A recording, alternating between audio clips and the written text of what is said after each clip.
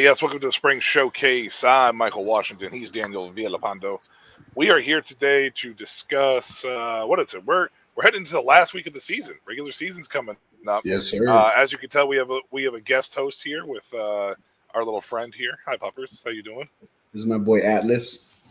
Hello, Atlas. Hey, hi, Atlas. Oh, he's so cute. He can hang out with us. That's fine by me. Week 7 brought an interesting result. A mixture of results. We didn't get much clarity as far as the number 4 seed is concerned in the playoff race. So we have like a 4-team race, roughly. I think probably more realistically a 3-team race. I think one of the teams has got kind of a long shot to get in, but they're still there. There's still a possibility and still a chance.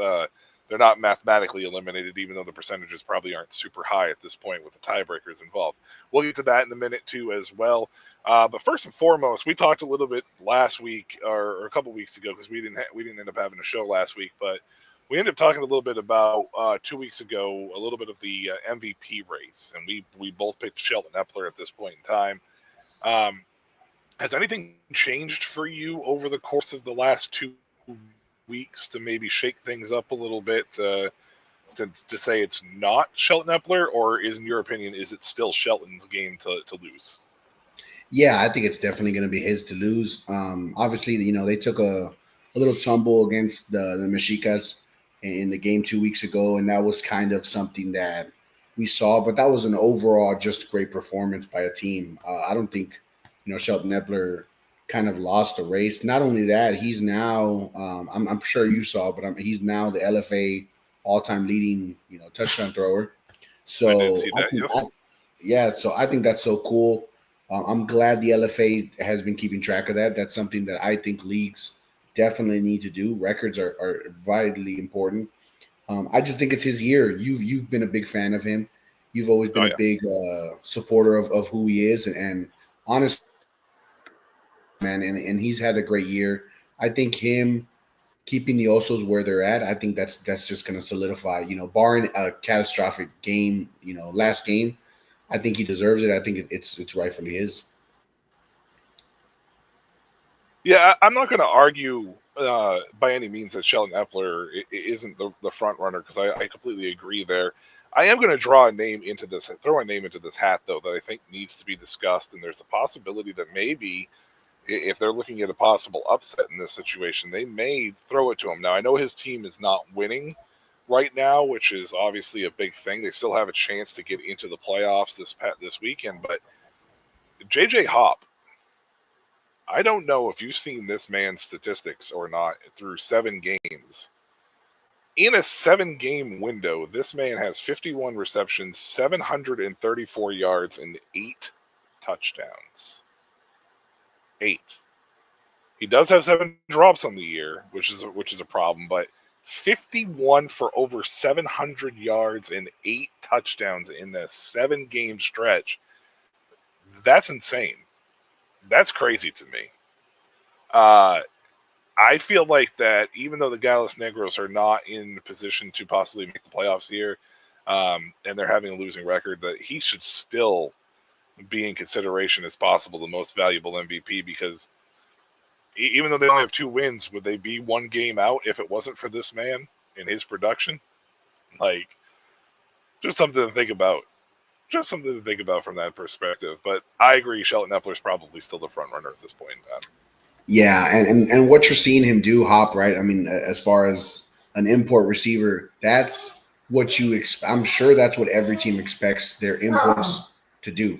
That is a legit impact as far as that's a game changer. I think he'll kind of get the offensive player nod just because at the end of the day, we've seen it in every football league. The quarterback is MVP is a quarterback game.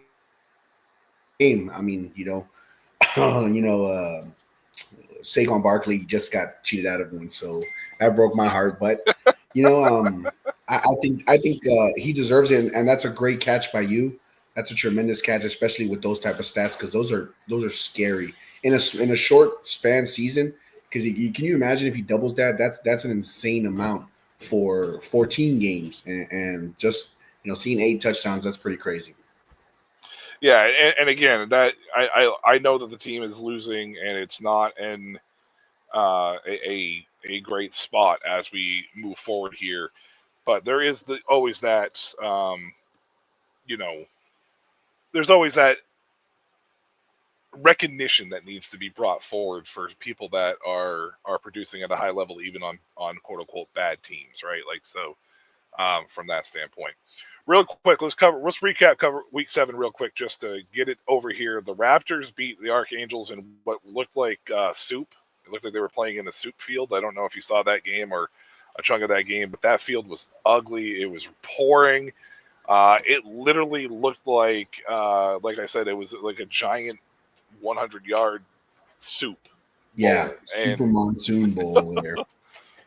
Yep. and it was pretty ugly. I mean, it was an ugly game. 12-2 is not is not a pretty game at all, but a disappointing result if you're for the Archangels in this case. The Raptors have not been playing well. Um, yeah, I don't know what your thoughts are on this game. If you have anything, I don't know if it's just the weather was a huge part difference maker here or what happened, but Yeah, I mean, that's what we said the last time we spoke. The Raptors are going to be that team. And it's funny because you pointed it out, and it stuck with me. The Raptors, they have so much fight left in them. And that's what they're going to do. They're going to try to play spoiler and ruin someone's playoff chances. And they just did, I mean, and they did a great job of just battling the elements. And then you're talking about that field was rough, rough. it was rough. So yeah, I mean that's just a tremendous job by them, kind of finishing through that, and it's a huge impact for them. I'm sure mentally it feels a lot better for them to get that win, and for the Arcangelists, I know that's a much tougher loss to take. Losing is one thing, but taking an L to a team that you probably walked in there thinking you're just going to roll over, that was a tough thing. And what really broke my heart was in the rain games, you usually see the running style kind of take over, Yeah. have a huge effect. We didn't see that, and on a side note, knowing a lot of the fields in Mexico and a lot of the turf fields, that's kind of been their biggest, like black eye is when it rains and it gets ugly, man. Some of those fields are just they need a lot more, I guess, maintenance and stuff. It's just different. Obviously, football is different over there, Right. so it was tough seeing a predominantly run team be unsuccessful in a rain game. Yeah, and last year, if we had seen a rain game, we would have been talking about the Raptors being that team that was going to make the significant impact. And this year, it should have been the Archangels, and it wasn't at this point in time. I will say, however, this result impacted this playoff race pretty significantly, especially when it comes to that last spot, the 4 seed in this situation, because right now, as it stands, with that loss, it only puts the Archangels 1 game ahead of the Galos Negros, the Dinos, and the Raptors. The Raptors have I think, the longest, shot of making the playoffs at this point in time. However, moving into the final week, we'll get into that in a minute as far as the scheduling is concerned. And once again, shout out to the LFA for the scheduling. Big impact games coming up here in the final week, even though it looks like for the most part, uh, 1, 2, and 3 are all locked in already as it is. It looks like the Mexicas are going to be the 1, the Osos are going to be the 2, and the Cadillos are going to be the 3 seed at this point in time. I don't think there's much room for a change amongst those seeds. Maybe the Osos can be the 1 seed if they win and the Mexicas lose, but I don't believe that there is much of a change for the seeding there as far as that's concerned. So uh, the next game of the night was the Osos beating the Cadillos. Now this is interesting because we talked about the Cadillos for 2 years, undefeated, looked really good. They came out of the gate this year, didn't look the best, but they were 3-0. Made the quarterback change to Jeremy Johnson, and since Jeremy Johnson's come back, they're 1-2. Or no, sorry, they're 2-1. But they should have been 1-2. The Gallos Negros should have beaten them in that upset game that they were right there with. Um, they don't look like the same team, man. Like something is off with this team, and I don't know if it was because they made that early quarterback change and now they're trying to rectify it, but it just doesn't look as smooth as it did for 2 years with this team. Yeah, it's pretty impactful. The difference that we've seen, and yeah, I mean 1-2 is scary for a team that went undefeated for 2.5 years basically, and it's kind of I know we have always talked about that's one thing you don't want to see, right? The quarterback change, and I just felt you build a team around Harry Robideau and you kind of give him all that, and then one mistake happens, and you see social media, right? I mean the LFA memes and they lost. Oh, here comes Tom Brady. We're gonna go get Tom, and then we got to go get Gronk and all this stuff. And that's the image they've now built with them. And it's kind of tough because anytime something goes wrong, they're gonna go look for someone, whether it's a scapegoat or something like that. You see the difference in the team that we saw just 3 weeks ago. And I don't know if it's all pinned on Jeremy Johnson. I would love to know what other changes have been made. But man, they got so much star power over there, and it's just I think that's just a better notion for the Osos and how well they did that game and how well they've kind of gelled together. And we talked about their chemistry all year long. They've just absolutely kind of steamrolled everybody except for the Mexica's game. That was crazy. But yeah, I mean, it was crazy. Yeah, shout out to Justin Kelm for once again tuning in. He's a big LFA guy. He's the one that actually got me turned on to the league, and I've just run with it as far as covering it is concerned. We did talk about this a little bit numerous times throughout the course of the season when it comes to the Cadillos, and I don't feel like they've rectified or changed anything. And 2 losses on the year has got to feel like a losing season to this team after 2 undefeated seasons. So they will be the 3 seed most likely. I don't think that can change at all. We'll get into the Week 8 preview in here in a little bit, but this Osos team, man, didn't really give the Cadillos a real opportunity. It was close at the beginning for a little bit, but they really just kind of never really felt like they were in trouble in this game. And I think that this game is going to be the look back or the staple point for Shelton Epler winning this MVP of the league this year. Yeah. So. One of the other surprising results in this week was the Gallos Negros losing to Reyes. It was surprising because Reyes did not look like they had any life at all in them. Shannon Patrick has come back. He's looked okay, but overall the team has not looked exactly spectacular. The Gallos Negros let this game get away from them. However, the loss to the Archangels kind of actually saved the Gallos Negros at this point. However, it's got to be a disappointing result for the Gallos Negros coming out of this game, knowing they could be in the 4 seed right now over the Archangels had they won that game. I mean, it was a 22-21 game. It was probably the game of the week, to be honest with you. It was a really good game across the board for both teams. It just didn't swing the Gallos Negros way, and sometimes that's how American football works. But yeah, I mean, you got to think that this team has got to be either chomping at the bit for Week 8 or just really sulking in their disappointment. Yeah, we spoke about them having possibly the easier road to locking in that playoff, and that's just the way the ball bounces sometimes. I mean, and we knew it. The main thing we said after every combo we had was, at the end, these games aren't going to be played on paper. They're pro athletes. They still want to go out there. And one thing that I love about the Mexican national athletes is, man, they have passion for their team. Most of them are regionally based, and that's why they have that much passion. That's why their fan bases are like that. And kudos to Shannon Patrick for still hanging in there, man. He's doing a great job, and that's kind of the tough thing we've seen with the Gallos Negros, right? Xavier Bullock, and then we know they have JJ Hop, and it's just they have talent. They have so much that they can do. It's just it feels like they keep coming up short, right? And it's just we kind of said this last year about them. They're those few steps away from being scary good, and it feels like it's another year like that. And I think it's really crucial for them to get into that playoff for them and their franchise. But man, they're right there, and then losing to a team like the Reyes right now, it's going to be very interesting to see what they do, how it affects them mentally, and what they do next week. Yeah, and I think that's going to be probably one of the biggest things when we move forward here, because once again, they have a really important game coming up that could have playoff implications Oh yeah, from a standpoint of that 4 seed is concerned, and we'll talk about that in a minute as well. Um, but yeah, man, I don't know. It was nice to see fire from Reyes, like because it's just yeah, been such a hard season. They've only scored 72 points on the year. This team has just not been really productive on offense. But Shannon Patrick and company, and kudos to the coaching staff down there to also not give up and make sure they get off that schneid and got themselves a victory in that standpoint. Um, because new they, coaching let's staff face too. it, it's a moral victory for them, right? You Yeah, know, yeah. Plus, with yeah, the new coaching staff, a new portion of the coaching staff they brought in, yeah, yeah, it must have felt great for them. yeah. It must have really felt good.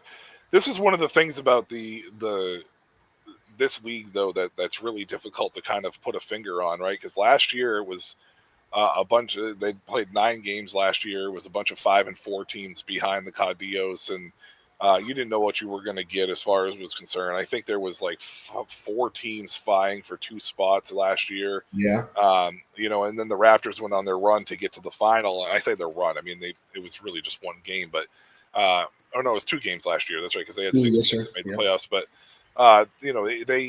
they went on their little run last year to make the finals. It's just it doesn't feel like outside of these top 3 teams that there's really nobody that's going to fall into that 4 seed that could be dangerous enough to knock off the Mexicas. But like we just saw with the Gallos Negros and the Reyes game, you just never know what you're going to get because it's football at the end of the day, right? Like it only takes one week that you're kind of off on your game and you lose to a team like, Reyes or whoever the 4 seed is. yeah, yeah. Absolutely. The last game this past week, in week 7 here, was the Dinos and the Mexicas. The Mexicas go ahead and steamroll the Dinos 33-20. I mean, I wouldn't say steamroll, but beat them, pretty handedly. The thing that I want to shout out here first and foremost is shout out to the Indoor Football League, because they have a representative playing for the Mexicas now, and that is Jaya White. Wright has come up from Tulsa, I believe, is where he was before, the Tulsa Oilers of the IFL. Now over here, quarterback in the Mexicas. Now the Mexicas it's interesting because they were the one team I think that had a national quarterback for a chunk of the year, right? And they've Yeah, been undefeated they for had most two of of the season. them. 2 of them, Yeah, they had right? two. Yeah, And they were still undefeated. And here they are now with an American import here towards the end of the year playing the position. How much more, in your opinion, if it at all, does this move with Jair Wright make does it make this team more dangerous here down the stretch when they're already undefeated, or is it just more of them solidifying the fact that they belong in that undefeated and it might help them not lose a game? yeah. I mean, I think obviously when you bring in that import, and especially the quarterback position is probably one of, if not the hardest positions to play in pro sports. When you bring in someone that is in football shape, a la Jeremy Johnson, he just didn't look too well. But Yep. going back to him, and it's crucial to bring in that key piece, let alone at the quarterback position. I think this next game, obviously, they play the Caballeros to finish off the season. I think that's going to be kind of big to see how they handle it. Whether they're going to play the full starters all game long to kind of get that momentum, kind of get the chemistry going, or they're going to kind of rotate things in and out. Obviously, they lost their starting quarterback 2 weeks ago to an Achilles injury, so you never want to play those type of things. But later on down the stretch, I think this next game, obviously the Cadillos are going to play really tough. They kind of locked in that 3 spot already, though. It's going to be very vital to see how well he gels and meshes with that team. But if they don't skip a beat and they beat up on the Cadillos, it's gonna be awesome to see how well they can roll that into the playoffs, especially as an undefeated team with 3 quarterbacks that have rotated in. Yeah, and what's crazy is of their 3 quarterbacks, Wright is the only guy inside the top 10 right now in passing, which is really Yeah, weird to see. But I mean, he's had good showcases. I think that was his second game that he was second, there. yes. Mm-hmm. Yeah, so I mean, he's got 30 completions for 349 yards, 3 touchdowns. He's averaging just over 61% of his completions. He does have 1 fumble and 1 INT, so he does have a little bit of a ball security issue moving forward, which needs to be cleared up when it comes to playoff football, as you and I both know, because that's going to make a big impact, down the stretch here, obviously for them as well. All right, I want to discuss these next 2 games as we close out here the season, just so we can get the 2, I guess, I don't want to say least important games, but the 2 games that probably don't have as much of an impact on the 4 seed, but primarily the first one you just talked about, the Mexicas and the Cadillos. Should we expect, if the 1 and 3 seeds are already locked in, do you think we should expect to see a ton of the starters in this game, or is it going to be one of those things where they just try to get some of the more national players some more experience and reps? I think if it's a close game, they'll definitely keep their starters in. Yep. It being such a short season, I think they're gonna aim for an undefeated season. I think that's just gonna be their goal at the end of the day.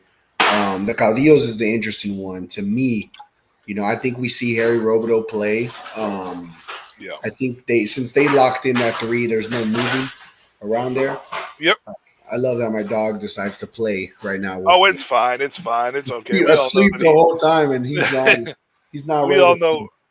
all know Atlas is just really excited for the LFA Yeah. season coming to a close here in week 8. He really is. He really is. Yeah. But yeah, See? I think the Caudillos will move their players around a bit.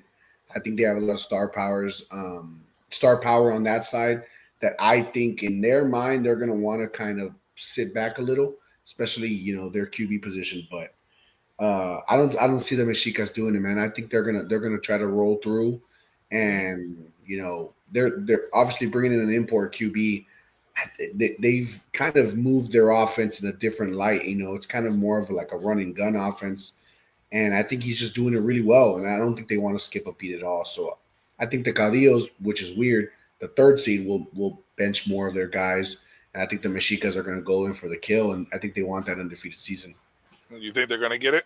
Is that your prediction? Is the Mexicas going to win this one? Or I truly do. You made a great point, man. The Cadillos don't look the same. They kind of look like a wounded animal going into the playoffs. Now we know in the playoffs it's a different story. When you're backing people into the corner, it's going to be a different thing. I don't think anyone wants to see the Cadillos in the playoffs. I truly don't think so because of their team. And if they get more wounded in this game, if they get beat up on and the Mexicas celebrate and all that stuff, man, the Cadillos are a scary looking team when they roll. When they roll, they're good, and it's gonna be kind of funny to see how that runs out since they know they're the 3rd seed, so they already know who they're gonna play pretty much, right? I mean, it's one. I think 1 through 3 is locked in, so it's going to be interesting to see if the starters come out a lot. I think they're ready for the playoffs, man. Their mindset is already there. Yeah, I'm pretty sure that they're locked in primarily because the Mexicas beat the Osos in the regular season head-to-head matchup, so I think they hold the tiebreaker there. Yeah, and I'm pretty sure the Cadillos lost to both of them, so correct. I believe that the 1, 2, and 3 seeds are all locked in as well. Welcome to El Histarla. I'm not even going to Still horror. Yeah. Yeah, You got that. I can't do it. It's too much of an English accent. He says the Mexicas are going to win the championship, and then he said hi there. So hi, we'll wave. All right. The next game is going to be. This is a little bit more of an impact on the 4 seed because the Archangels will have everybody to play this week. They're going to have to if they're going to try to get into this 4 seed and lock it up. I know it's a very weird kind of game for them. I still think that the Gallos Negros have a chance to get over them. I think they're probably realistically the only team that has a chance to knock the Archangels out of that, barring some kind of weird tiebreaker that I think I'm missing. However, mathematically speaking, the Raptors and Dinos are not out of it either. Osos locked into the 2 seed. Do you see them rolling with their starters, or do you think it's going to be very similar to the Caudillos in this situation? And maybe the starters start the game, but then they take them out, or do you think they're just going to rest up and not risk Shelton Epler getting hurt? It's very capable that they're going to probably bench them from the get-go, especially because we've already seen them. I think it was the Dinos game they were playing, or the Gallos Negros game they were playing. I think it was Gallos Negros, but they were up only 17 or 18, I think, and they pretty much pulled their guys, and they had kind of like a nice catastrophic play there that was like you never want to see as an offense. I think it was like a scoop and score. Something happened. But I think they know where their meat and potatoes are of the team, and I think they're going to be well enough to understand that that coaching staff's pretty experienced. So I truly think it's going to be, hey, we're going to sit our guys, especially when you got an MVP quarterback, and they have a very talented backup quarterback. He's a big kid, man. I got to get his full name, but he's a big kid. It's just you're sitting behind probably one of the, if not the greatest LFA quarterback to come in. So it's going to be fun to see him get in there. I really hope he does, just so he can kind of get his name out there a bit. I got to get his info, though. But, yes, I do agree. And I think it won't matter. I think the backups will take the win, to be honest. So you still think the Osos will beat the Archangels even with the backups in, and the Angels are going to be hoping and praying that everybody else falters? Yeah, it's defensively. I think defensive guys are a little crazier. I think they're going to want to play. I play offense, so we're a little bit more of the intelligent ones. No diss or nothing. Oh, we got shots fired over here, offense versus defense. But I think it's just they like their momentum to go, and if they get up, and if the starters do play and they get up, I don't think those defensive linemen are going to want to come out. They're going to want to go get those sacks. They're going to want to get all that, man. Yeah, for sure. So, yeah. As much as I would love to see the Mexicas and the Raptors in the semifinals, I think it's a really long shot for the Raptors to get in. So it might have to be a 2026 thing for that to see that happen if that's the case. So would love to see it for sure. Just don't believe it's going to be one of those situations where we'll see it this year in 2025. Yeah. All right. Now, the next big one is obviously going to the Raptors. We'll translate. They're playing the Gallos Negros this week. And right now, I think it's the Gallos Negros and the Dinos that have the two best chances, I think, to get in some kind of weird tie-breaking scenario. Correct. I really think it's a long shot for the Raptors. I think they probably have like a weird 1% chance, but it's not a very high percentage if I remember seeing it correctly. This game has got. I mean, this has got to be a Gallos Negros bounce back week. They need this. They need this more than anything. The Raptors are obviously playing for pride. The season did not go the way that they expected it to. I think they started off 0-6 and they've won the last two. Man, if this Raptors team could have found their footing sooner, it may have been a different story. But what are your thoughts on this one? And you predicted the Archangels to lose this game against the Osos. So does the Gallos Negros finally get in and pose a problem possibly for the Mexicas in the semifinals? I want them to, man. I truly want the Gallos Negros from a standpoint of, how do I put this? From a standpoint of interesting playoffs. I love the athleticism of both Hop and Bullock and them going against that Mexicas defense. It's a great matchup to see. I just the Raptors are going if they play with that tenacity that they had last week in that monsoon bowl over there. It's man, they looked good and they looked like they were having fun. That's the difference. Yeah. And I think the Archangels are kind of pressing, and I've seen that a lot from Bullock, and he's so talented. But a lot of it is you could feel offensively they press, and it's kind of like man, like it feels like they're in quicksand mentally. And we're all both offensive players. I know we felt that in the huddle when it's like we're kind of helpless. We have to bank on the skills to kind of bail us out. And I truly think that at the end of the day, the Raptors are ready to roll, man. And whether they have that slim hope, I just think you said it perfect, right? We wish that they would have gotten the ball rolling earlier, right? Because we saw their potential. I think they take it, and I think they kind of cause an uproar, and they bail out the Archangels after they lose to the Osos. I'm very curious how the tiebreaker does work out because the Archangels did beat Gallos Negros in week 1 head to head. So I don't know if that's the top spot or not, but I do know that they hold that over it. But when we take a look at the Gallos Negros season, right, like a 14-point loss to the Osos, not a terrible showing. They only lost to 9 points to the Mexicas early in the year, and they only lost by 1 point to the Cadillos. I mean, of the top 3 teams in that are in the league, they lost by a combined 24 points, and I mean, this team has been right on the cusp across the board every year.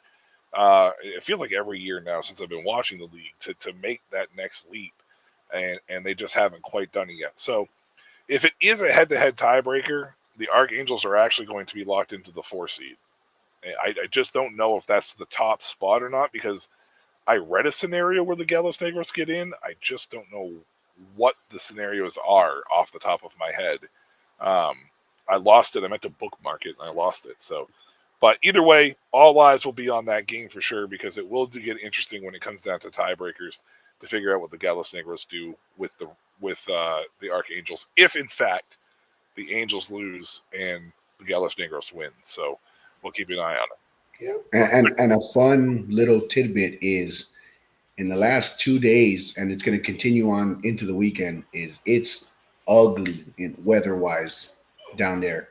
Yeah. So it's gonna be crazy, man, to see another kind of. We might get a couple more monsoon games looking over there. So the Raptors are already prepped, man. They're ready to roll. And the flip side is the Gallos Negros. At the end of the day, they're a throwing team, so it's gonna be fun. Okay. See, I had thought I read this as it being differential and then head to head, but apparently it is head to head first, then differential, and then points conceded. So Yeah, if that is the case, then the 4 seed is already locked up and the Angels are actually in. So we yeah. I spent think that. last year, was the one we were talking about where differential was first, and then it was head to head. I So think I that think you think that was a you think it combo. flipped it? They Yeah. might have, yeah, because Okay. I know they did update their rule book in a little bit of sense. So, Okay. Well, if that's the case, then the top 4 seeds are already locked in. So actually, that does kind of take a little bit of the pressure off the final week here. And Reyes and Dinos will close out. I mean, they're going to open it up actually there's a triple header by the way on the yeah, 21st as well. And the Dinos and Reyes pretty much fighting for pride at this point. I feel like in this situation. So, what are your thoughts on the game if there is any in this situation? Like I really am glad to see Shannon Patrick back. Hopefully Reyes is smart and tries to retain him again next year. And whatnot. But is this going to be one of those situations where we're going to watch the national players just kind of play for pride and have a great game? Um, yeah, I do, and I think Jalisco, from everything I've been kind of seeing and reading, I think Jalisco's playing for their team. Uh, yeah, it's the city of Jalisco really wants them to be successful, man. It's just they've kind of had 2 back-to-back difficult years. So the last thing we want, and that's kind of where we get very like on our toes, is we want 10 teams, we want 12 teams. It's very capable in the country of Mexico, but at the end of the day, they want wins, and that's what they want. And on the flip side, I think Boykin he's got to play for his LFA career, man. I mean, that's 2 teams That's two teams where he's arguably the most electric player that we've seen kind of enter the league, besides Chad Johnson back in the day. Yeah. But he's unfortunately not led either team to very successful seasons. So I think Boykin's gonna play for his LFA future here, man. Yeah, and that very well may be the case. And the other thing of it too is Trayvon Boykin's probably been one of the most athletic quarterbacks that we've seen. Not a knock on Xavier Bullock by any means, but Boykin was just he was such an athletic freak for a long period of time that it will be interesting to see what happens there. Um, I want to talk a little bit. We don't have to go into super big detail, but I do want to talk real quick because the LFA is an interesting professional Mexican American football league, right? Like they've been around for a few years now. They absorbed another league. We've seen, we saw the Reds go a few years ago. We've seen a couple teams like Galcos. They've, either rebranded or folded or whatever it may be. Um, it seems like every year, though, that there is issues when it comes to payments of players. It feels like it's always out there. Um, how can this league avoid that stigma of being a league that doesn't pay their players moving forward? Because let's face it, this is a great opportunity. It's a great outlet for a lot of players, not just from an American standpoint, but from Mexican national standpoint.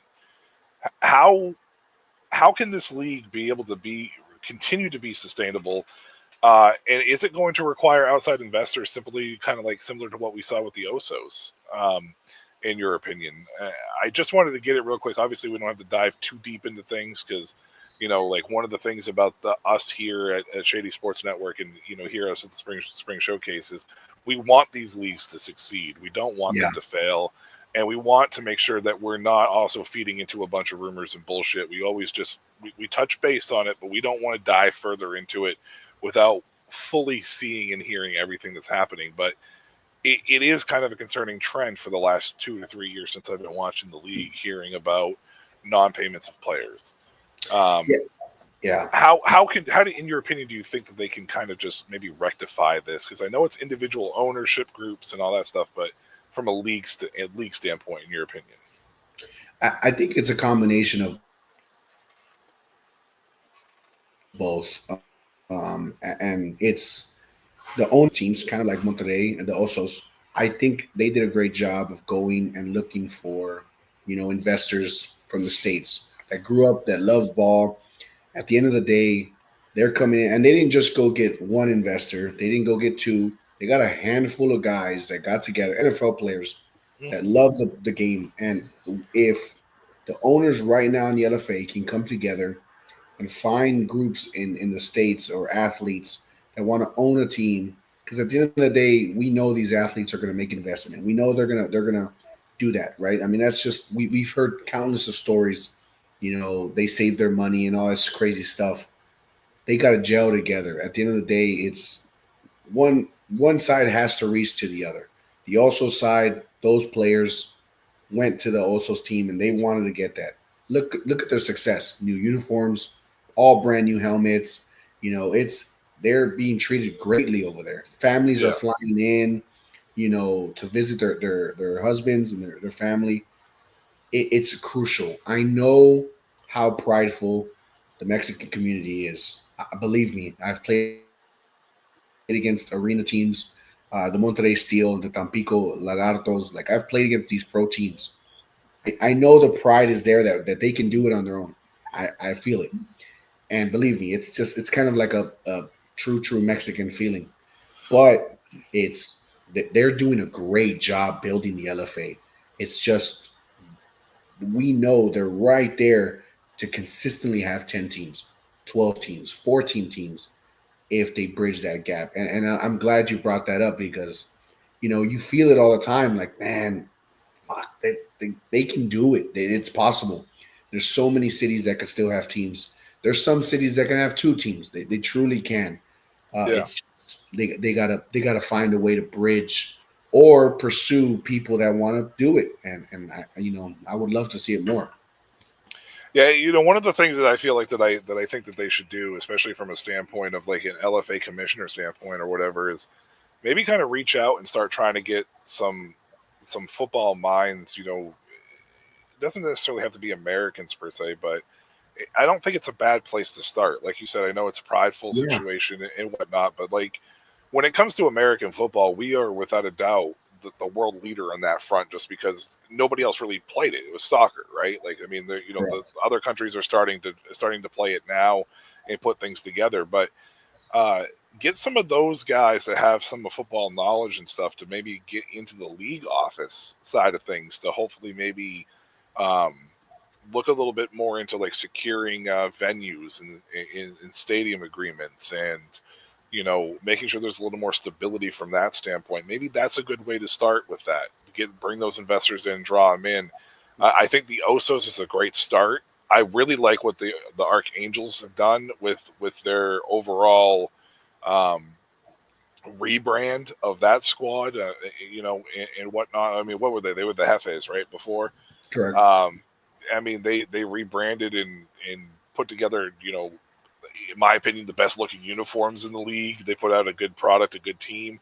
They're going to make the playoffs this year, where they kind of struggled a few years ago. The last few years they kind of struggled in that standpoint. So I think that they've done a pretty good job of really finding people that care, overall. So I really hope that that's the case moving forward, and I hope that we can continue to see this kind of get stable, right? I mean, newer leagues. I say newer, but the LFA is what, year five, four, year I think four. they're in year 7. Yeah, but are you including the non-absorbed of the other league, Oh yeah, or yeah. Post absorption, yes, sir. 4. post absorption is four? Yeah, So I mean, in that sense, it's still a fairly newer league. It's still going to figure it out. Like, yeah, the yeah. NFL had something like along the lines of like 2019's come and go over the course of when they were trying to figure out what they were doing. So, as well. So, I mean, newer leagues, it happens. You have to fight it till you can get the stability standpoint of it.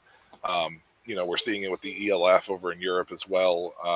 Canada's been around for 100 plus years, but I'm sure that they had issues. I mean, they still have issues now, and they've been around for 100 plus years. So I think the LFA will figure it out. I think they will, without a doubt.